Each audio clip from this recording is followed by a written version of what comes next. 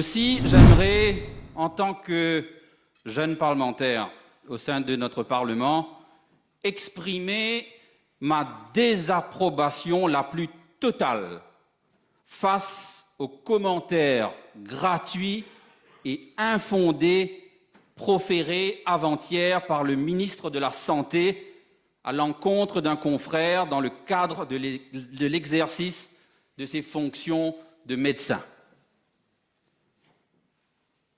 Dans un autre registre qui, lui, colle beaucoup plus à la nature de ces débats budgétaires, j'ai écouté avec beaucoup d'attention, hier soir, avant l'ajournement des travaux, l'honorable Ramcone, et j'ai vu avec quelle énergie il a répondu à certains points avancés par mon voisin, l'honorable Ouchit.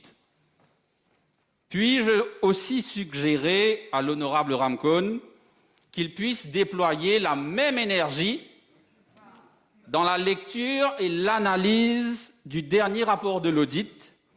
Et je vais même, pour lui faire gagner du temps, lui préciser qu'il s'agit des pages 283 à 293 du rapport qui mettent en lumière les manquements de la NDU dans le chiffrage, la planification et l'exécution. Dire que le ministre Tilak, dans son propos, a dit une chose qui est tout à fait vraie.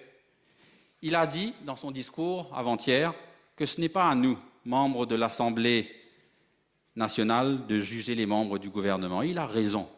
C'est le peuple. C'est au peuple de juger. Et je peux malheureusement dire à l'honorable Tilak, pour avoir parlé à plusieurs artistes, que dans son cas, le peuple qu'il est supposé défendre a déjà rendu son verdict. C'est ma dernière phrase, Monsieur le Président. Un budget cosmétique et populiste, habilement préparé par un make-up artiste, un budget qui aura raison de lui-même, car le maquillage ne dure qu'un temps, un budget annoncé comme étant « we the people, for the people », mais au final qui se retrouvera comme un budget « as fooling the people and failing the people ».